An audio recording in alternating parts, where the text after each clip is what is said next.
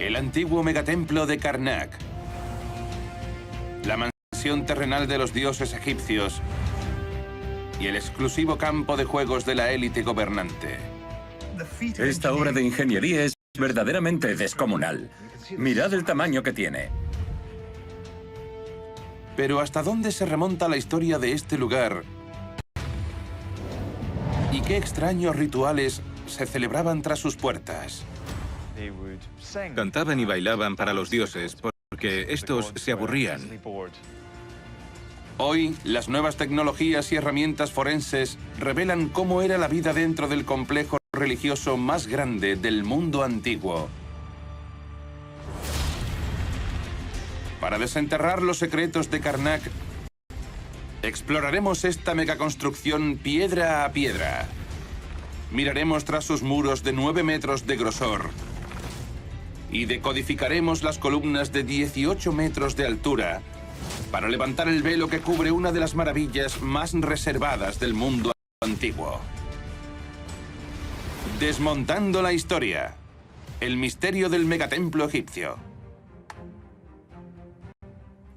El yacimiento egipcio de Karnak.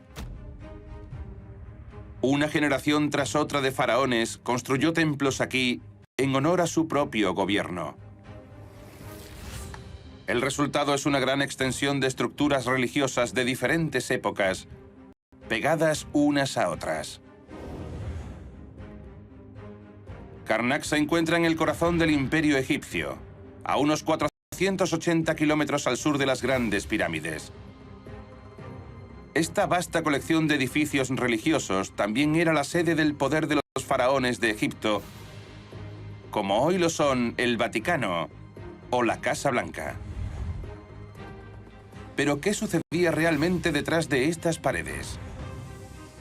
En la actualidad, a medida que los ingenieros trabajan reconstruyendo las ruinas de Karnak pieza por pieza, este extraordinario yacimiento comienza a revelar sus secretos ocultos.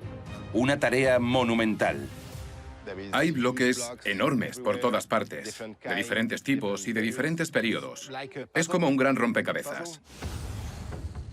Las partes restauradas de este complejo revelan la magnificencia que esperaba a sus visitantes hace más de 3000 años.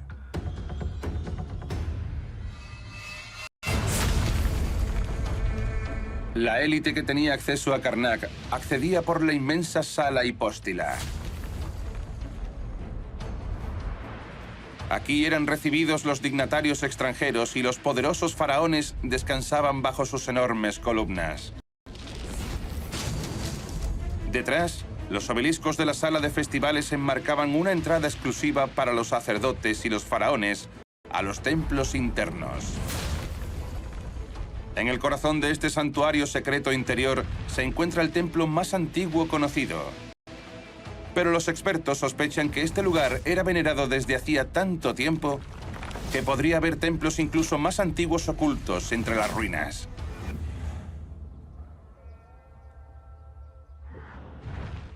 El ingeniero Antoine Garrick es el actual jefe de un enorme proyecto de restauración que pretende devolver a Karnak su antigua gloria. Él sabe que podría haber estructuras antiguas que no se han visto durante miles de años ocultas en este campo de bloques. Pero para resucitarlas, primero debe hallar las piezas correctas. Estamos en el patio de piedras, al sur del templo de Karnak. Aquí es donde empieza todo. Mientras buscaba bloques para su último proyecto de reconstrucción, Antoine descubrió algo asombroso acerca de los constructores egipcios. Eran ladrones. Los faraones desmantelaban otros monumentos y reutilizaban los bloques de piedra. Si le damos la vuelta a uno de estos bloques, descubrimos una cara nueva detrás. Examinar los escenarios de estos crímenes arquitectónicos revela algunas sorpresas. Quizás la mayor de todas fuera la hallada en las ruinas de una de las grandes paredes de Karnak. En la propia estructura de una pared medio destruida, los arqueólogos encontraron los restos de cientos de bloques robados. Son las piezas de un templo completo llamado la Capilla Blanca. una magnífica obra de Sestrosis I, un antiguo faraón. Llenó la capilla con inscripciones que representaban su jubileo. Hubo un tiempo en el que albergó el majestuoso trono doble del rey y honró al dios Sol. Este santuario sagrado fue destruido para construir el legado de un faraón posterior. En Karnak se construyeron 9 paredes similares. Los faraones que construyeron cada una de ellas las cubrieron con escrituras que ensalzan su divinidad, como una cartelera gigante. Ahora, Antoine y su equipo están reconstruyendo una de las paredes. Creen que fue tallada en honor al rey niño, Tutankamón, hace más de 3000 años.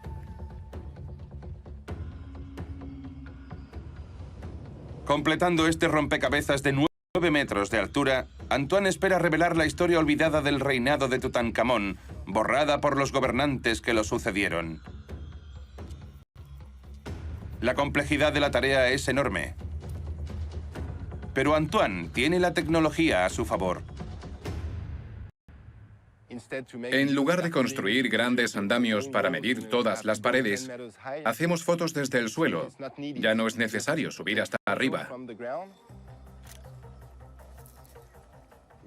También tenemos que medir los bloques para hacer la reconstrucción en el ordenador.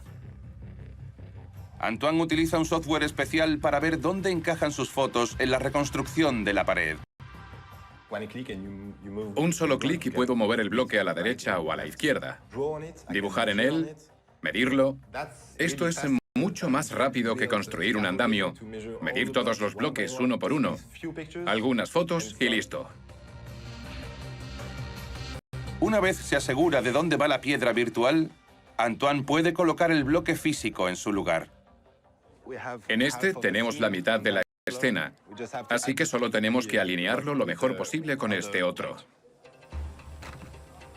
Antoine está convencido de que esta es la siguiente pieza del puzzle de Tutankamón.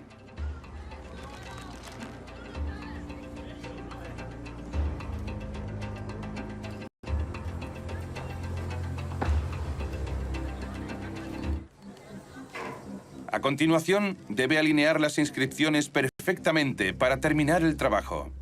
Tenemos que levantar un poco el bloque para que tengan la altura correcta.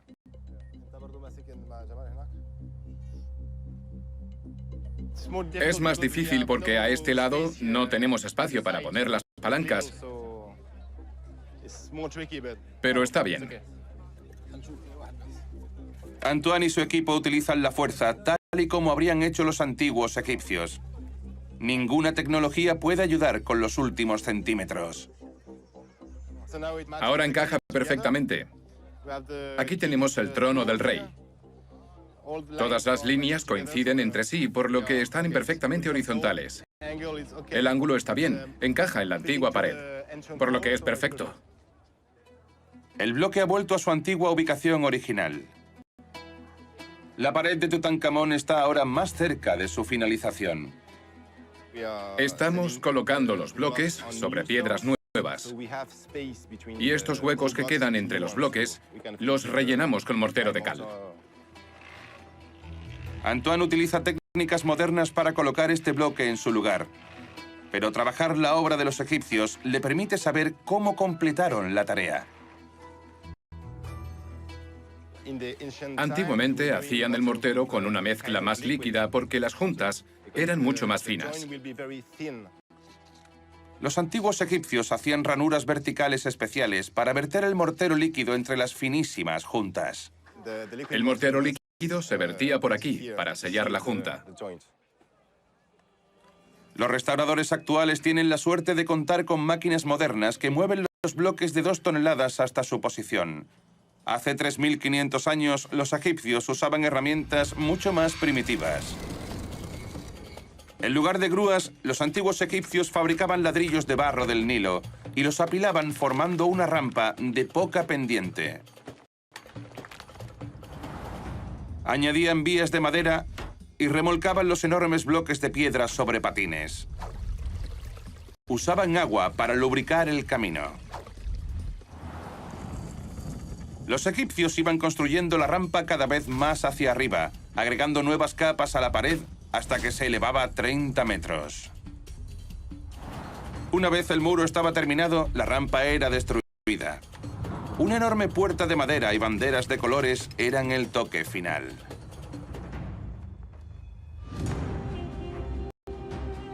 Al reconstruir las ruinas de las estructuras olvidadas de Karnak, los expertos han descubierto pruebas de los extraños rituales y prácticas de los antiguos faraones. Pero para entender verdaderamente lo que sucedía en Karnak, los científicos deben buscar pistas en otros lugares. Estos restos humanos fueron una vez personas importantes en la vida diaria del templo. ¿Podrán las nuevas tecnologías revelar quiénes eran y qué hacían?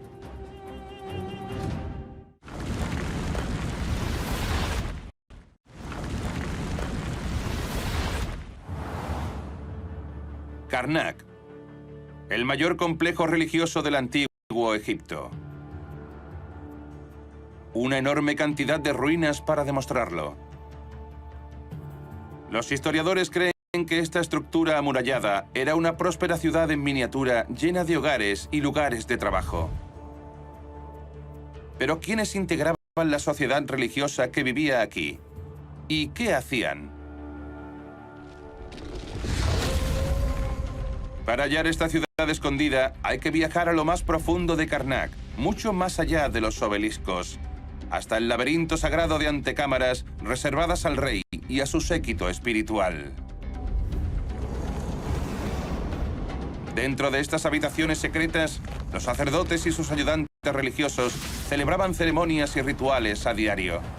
Pero al final de la jornada laboral, todos se retiraban a la aldea oculta más allá. Un complejo amurallado de cientos de casas de barro, donde trabajaban y vivían miles de personas. Una sociedad secreta que sostenía el poder colosal del templo.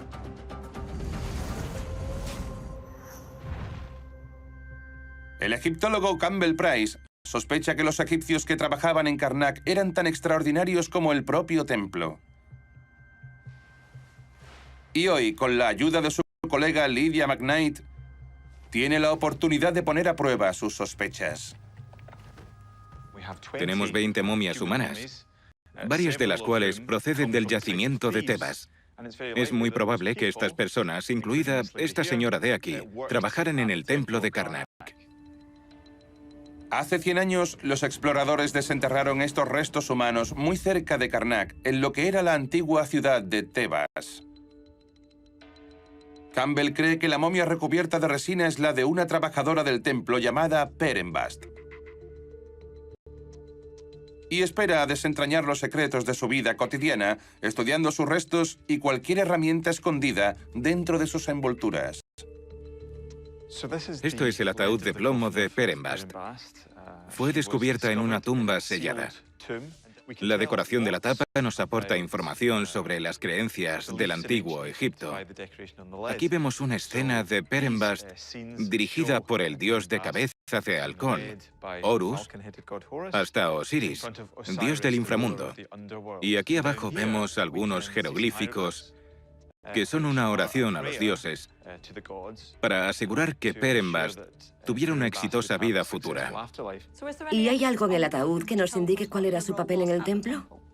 Justo en la parte inferior se puede ver su título. Era Shema It En Imen, que significa cantante. Era cantante en el templo de Amón. Es una prueba irrefutable de que trabajaba en Karnak. Campbell piensa que el papel de Perenbast como cantante del templo era muy diferente al de un cantante de coro de iglesia hoy en día.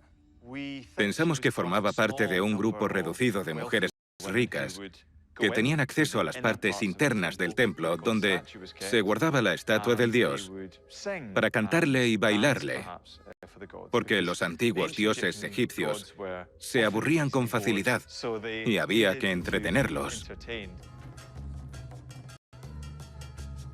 Perenbast cantaba a la estatua de Amon-Ra a diario para que el dios Sol estuviera feliz, pero en fechas claves del calendario su trabajo era aún más importante. Es probable que Perenbast se pasase todo el año esperando el festival de Opet. Cuando las aguas del Nilo se desbordaban y el faraón llamaba a toda la ciudad a Karnak para adorar a los dioses. Dentro del templo, el sacerdote vestía la estatua del dios Amón-Ra, mientras Perenbast y sus compañeras cantaban sus alabanzas. La estatua era sacada del templo, la música llenaba el aire y la muchedumbre cubría la estatua de ofrendas. El desfile continuaba durante muchos días. Finalmente, la estatua era devuelta al templo con la esperanza de que las crecidas volvieran a producirse el año siguiente. Campbell quiere saber qué edad tenían estas personas cuando fueron momificadas. Eso podría revelar pistas sobre su clase social. Lydia le muestra el escáner de una momia similar en la que ha estado trabajando y sugiere que mujeres como Perenbast alcanzaban una edad sorprendentemente avanzada. En la columna vertebral vemos pequeñas espuelas óseas, algo muy común de la osteoartritis. Se producen por el desgaste del esqueleto, con el envejecimiento.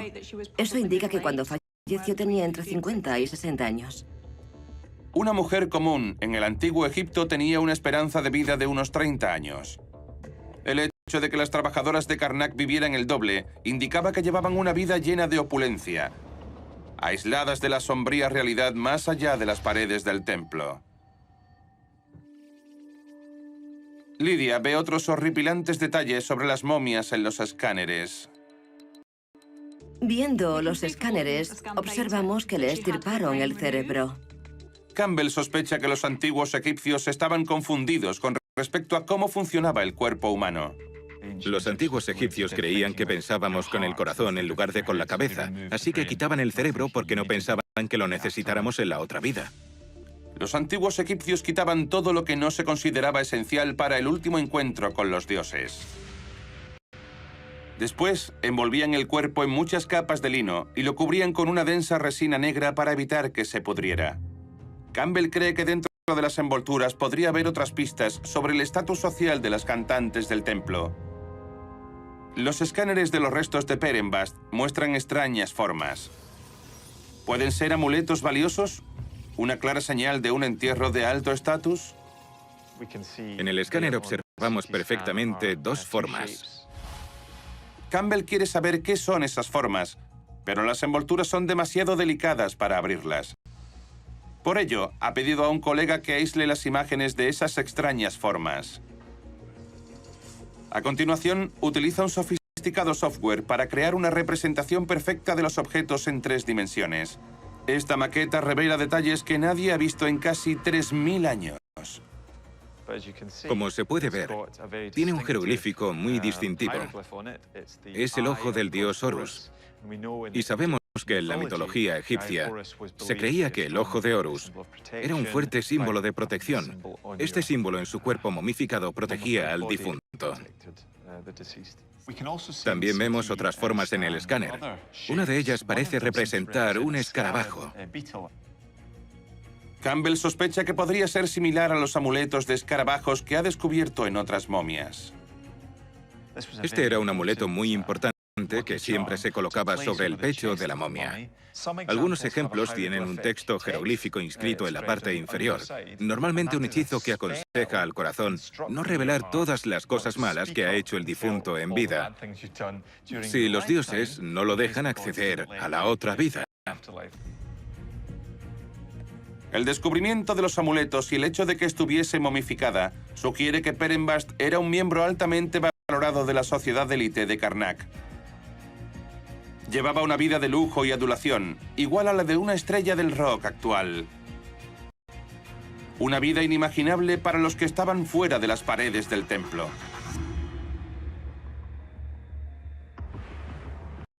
Las enormes salas de Karnak y el laberinto de cámaras eran un lugar de trabajo exclusivo y diferente a todo lo que el mundo había visto antes.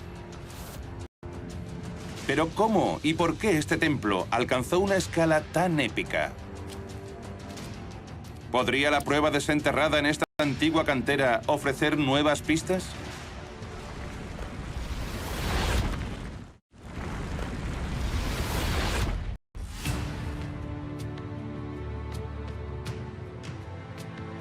El complejo del poderoso templo de Karnak no fue diseñado solamente con los seres humanos en mente.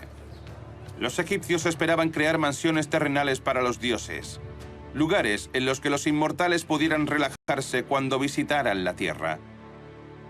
Pero ¿cómo crear una casa digna de un dios?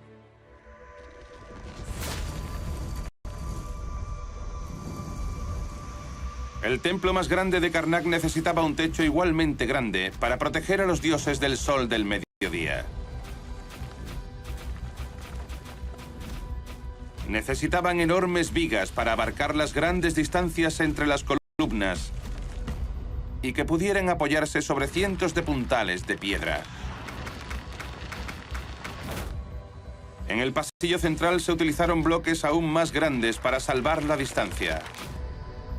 Estas vigas eran la clave para crear una monumental obra de ingeniería antigua que permitió dar sombra a la sala y al dios que descansaba en ella.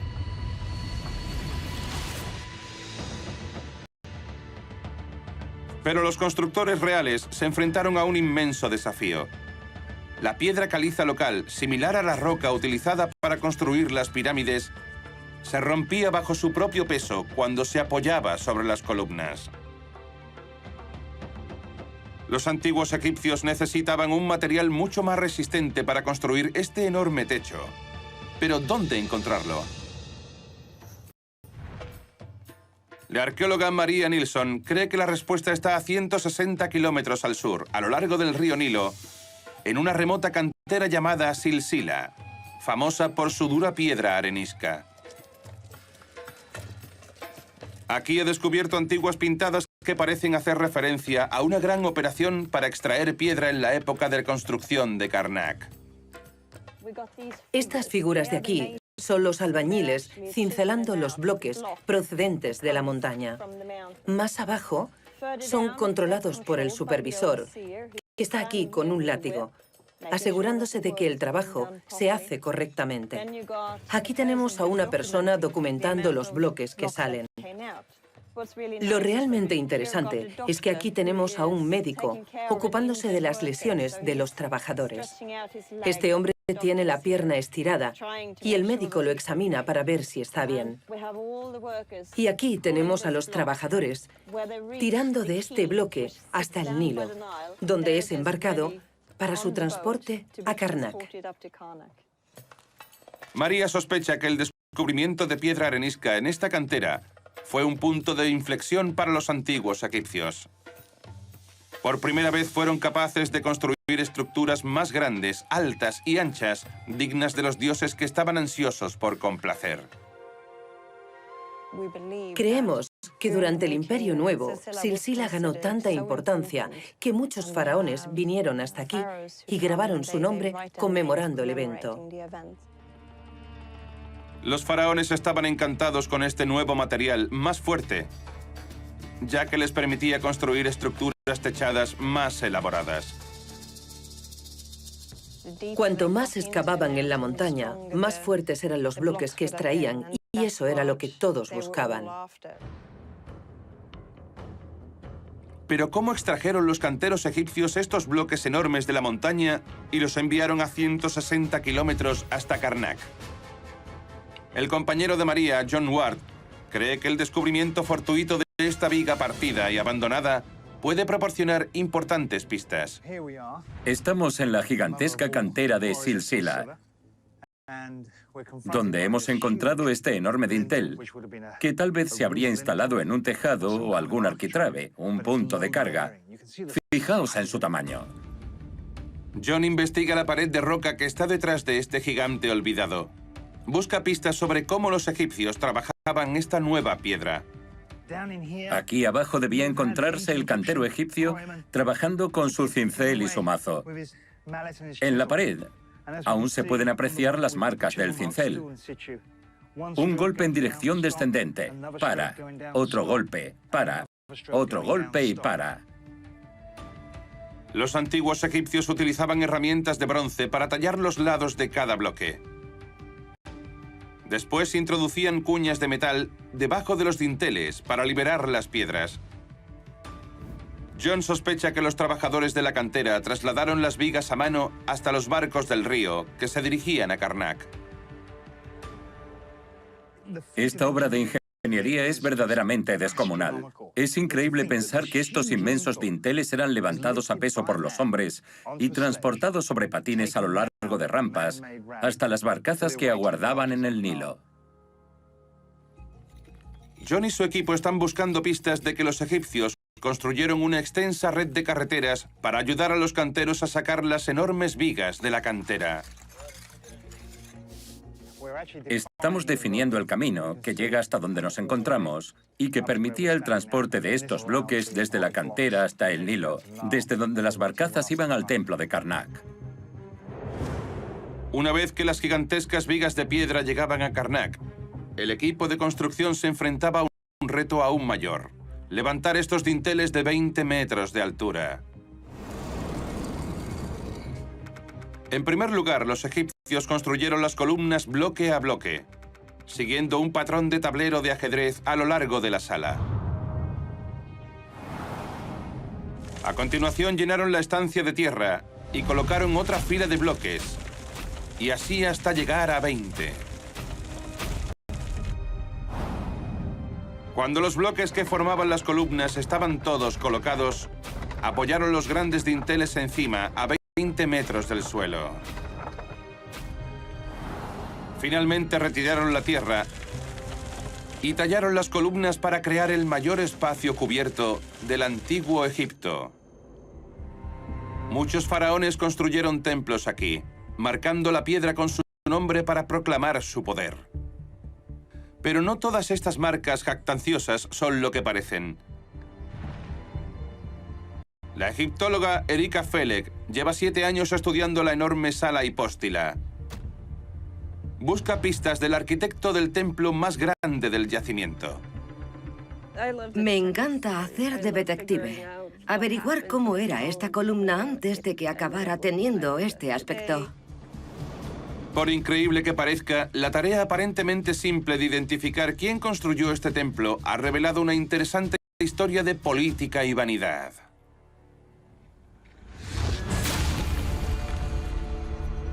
La sala hipóstila es una galería de obras de arte antiguas. Las 134 columnas fueron decoradas con inscripciones de arriba a abajo. Cada centímetro de piedra cuenta una historia con todo detalle. Las inscripciones hablan de la divinidad de un hombre en concreto. Un faraón, cuyo símbolo adorna todas las columnas. Plasmado a lo largo de la avenida principal, encontramos el cartucho de Ramsés II.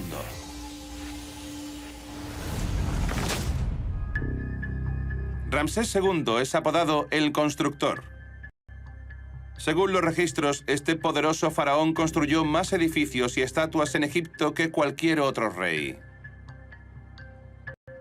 Pero aunque su cartucho se encuentra por toda la sala hipóstila, Erika sospecha que Ramsés pudo haberse apropiado del mérito del trabajo de uno de sus predecesores. Y usa nuevas tecnologías para registrar las inscripciones en busca de pistas. Una tarea que generaciones anteriores de arqueólogos no podían hacer. Las columnas nunca se han registrado al detalle y se debe, por supuesto, a su enorme tamaño. Los métodos tradicionales consistían en utilizar hojas de plástico transparentes para calcar las figuras. Debido al calor, la luz y la gravedad, las láminas de plástico se caían y no quedaban bien colocadas, por lo que se producían distorsiones. En lugar de calcar las imágenes, Erika utiliza la fotografía y un software especial para revelar los detalles más pequeños ocultos dentro de las tallas. Dirige al fotógrafo Owen Murray a la hora de tomar las imágenes. Estoy fotografiando estas columnas, intentando obtener imágenes con la máxima claridad y resolución. El reto principal al que me enfrento es la altura y la consistencia de la luz. Las marcas que Erika espera ver son tan débiles que solo pueden ser fotografiadas con una sombra natural y una iluminación muy precisa. Esto le da a Owen un margen de tiempo muy pequeño para trabajar cada día. Debemos combinar la iluminación con la posición del sol a medida que va pasando el día para hacer fotografías de la máxima calidad. Ese ha sido uno de los mayores desafíos y aún no lo hemos logrado por completo. Owen toma cientos de fotos de la columna, iluminándolas desde arriba. Esta técnica le ayuda a capturar cada detalle de la superficie de piedra tallada. Erika utiliza un programa para combinar las fotografías de Owen. A continuación cambia la curvatura para convertirlas en imágenes planas.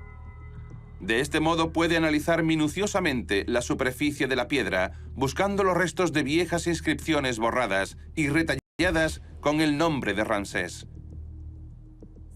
Hay veces en que hacemos una foto y 2 semanas después, jugando con la luz, logramos ver que hemos captado algo que parece una antigua inscripción. Observando atentamente, vemos los rastros de lo que solía ser el contorno de algunos de los jeroglíficos que formaban parte de esa decoración inicial. Erika cree que estos débiles rasguños ocultos bajo la inscripción principal son los restos del cartucho de otro faraón. Una vez que Erika identifica el texto sobrescrito, lo comprueba en la vida real. Utiliza espejos para manipular la luz del día y así resaltar las débiles líneas talladas. Los 2 óvalos grandes que se ven contienen los nombres de Ramsés II. Detrás de ellos aún se puede apreciar el contorno del nombre de Seti I. En los puntos claves de la sala, especialmente a lo largo del pasillo central, más grande y visible, el nombre de Ramsés sobrescribe el de su propio padre, Seti I.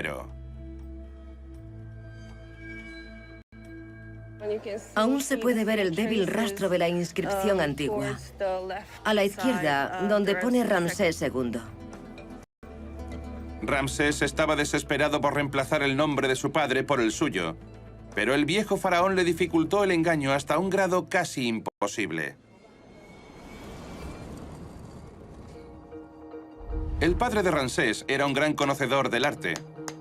Sus tallas eran elaboradas, con contornos profundos y figuras muy resaltadas.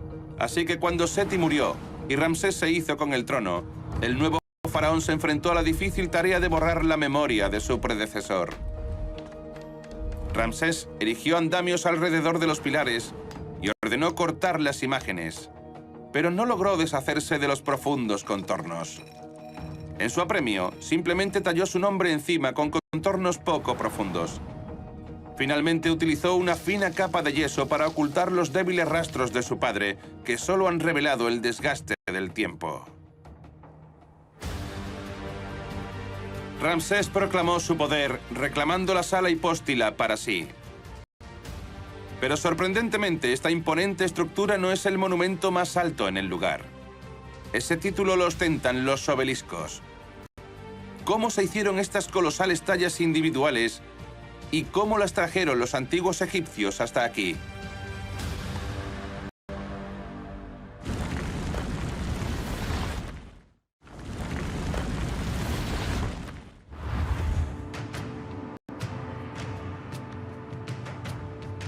Los gigantescos obeliscos de Karnak se encuentran entre las mayores maravillas del mundo antiguo. Estos enormes trozos de roca han desconcertado a los arqueólogos durante años, debido a que están tallados en una de las rocas más duras de la Tierra, el granito. Los obeliscos son un gran misterio del antiguo Egipto, no por los motivos por los que los construyeron, sino por cómo los hicieron. ¿Cómo trabajaban los antiguos egipcios los materiales más duros con solo herramientas primitivas? A pesar de que hoy en día solo 2 se mantienen en pie, en su apogeo Karnak presumía de 13 colosales obeliscos. 6 dominaban el centro del templo, en la sala de los festivales.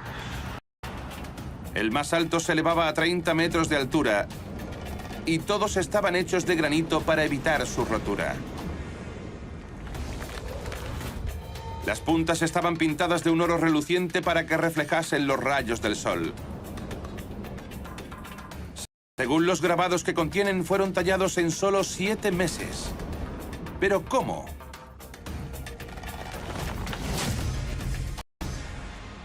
Adel Kelani ha dedicado su carrera a desenterrar los secretos de los albañiles egipcios.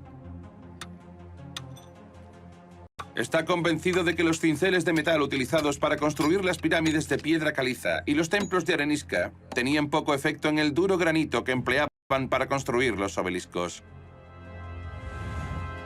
Hoy tiene la oportunidad de examinar un obelisco a medio extraer, probablemente abandonado por los egipcios cuando el bloque se partió en dos. Afortunadamente para nosotros no está terminado, porque eso nos da muchas pistas sobre cómo los egipcios extraían los obeliscos del granito. Adel examina la superficie de la piedra en busca de marcas reveladoras, pero las mellas que encuentra son difíciles de interpretar. A continuación mira en la tierra, bajo la piedra, y descubre algo sorprendente. Encontramos ceniza y carbón. Esto es muy importante para nosotros, porque el fuego era la técnica principal para dividir la dura piedra. El sorprendente descubrimiento de carbón sugiere que el fuego pudo haber jugado un papel importante en la extracción de los bloques. Para probar la teoría, Adel enciende algunas hogueras sobre una zona de granito. Quiere ver si calentar y enfriar la roca inmediatamente facilita el trabajo.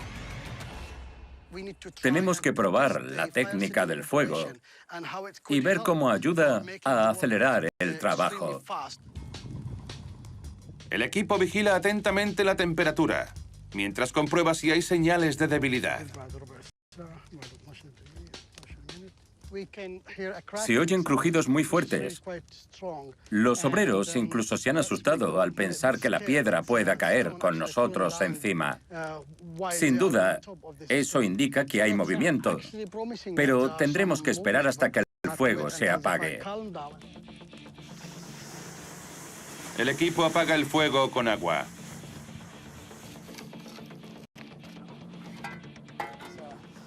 Vaya. De cerca se ve perfectamente que la piedra se ha agrietado. Este es el resultado de apagar el fuego con agua. Parece haber destruido toda la superficie. Para probar si el fuego ha debilitado la roca, facilitando el trabajo, Adel pide al equipo que golpee la roca caliente. Para comparar, pone a otro grupo a trabajar en la superficie sin tratar. Ambos martillean durante 9 minutos. A continuación, Adel examina los resultados. Vamos a medir cuánto ha logrado cada equipo en estos 9 minutos. Este ha cortado unos 5 centímetros. Y este unos milímetros. La diferencia es enorme. El agujero tratado con calor tiene 5 centímetros de profundidad, por lo que es 10 veces más rápido que trabajar en la roca no tratada. Un resultado impresionante. Es una teoría, pero Adel cree que el fuego fue la clave para construir los obeliscos de granito de Karnak. Pero ¿cómo transportaron estos monolitos de 450 toneladas hasta Karnak? Los historiadores creen que los egipcios cavaron profundos canales en el paisaje para que las aguas del Nilo fluyeran hasta las canteras. De modo que suspendieron el obelisco sobre el agua y pasaron un barco cargado de piedras por debajo. Al descargarlas, el barco fue subiendo de nivel hasta cargar el obelisco y lo llevaron por el Nilo hasta Karnak. Aquí, cientos de trabajadores de la construcción excavaron la tierra con gran precisión para inclinar la piedra y colocarla en posición vertical. Finalmente, encajaron la base del obelisco en una ranura y lo ataron a las cuerdas para transportarlo hasta su ubicación definitiva. El increíble viaje de este bloque de 450 toneladas llegaba así a su fin. Los grandes faraones gobernaban sobre un imperio de 2 millones de personas, a la sombra de estas enormes agujas de granito. Los egipcios continuaron construyendo templos en este lugar durante 1200 años. Pero ahora los arqueólogos están descubriendo evidencias de que los trabajos del complejo terminaron de forma abrupta. El arqueólogo Benjamin Durán ha desenterrado la prueba de que al final estuvo provocado por el surgimiento de una nueva religión que cambiaría el curso del mundo. Estamos en la zona sagrada del templo de Ptah. Lo más interesante del templo es que aquí tenemos uno de los edificios más antiguos de Karnak y también uno de los más nuevos. Aquí hay varios periodos concentrados. Los jeroglíficos revelan cómo el gobierno de Karnak cambió durante sus últimos años. Y el último apellido de la lista es curiosamente extranjero. En la jamba de esta puerta, el texto escrito en ella es muy interesante, ya que es el último texto escrito en el templo de Ptah. Aquí vemos el nombre del César que ordenó la inscripción. Su nombre es Tiberio. Tiberio no era egipcio. Era el líder del poderoso imperio romano. Karnak había sido tomado por una potencia extranjera. Benjamin ha descubierto pruebas de que los nuevos señores de Karnak acabaron con los templos, dado que apenas 300 años después de su llegada, los romanos hicieron un cambio cultural trascendental. Lo que vemos aquí es parte del pie de una vasija y tiene tallado un pez, que es el típico símbolo cristiano.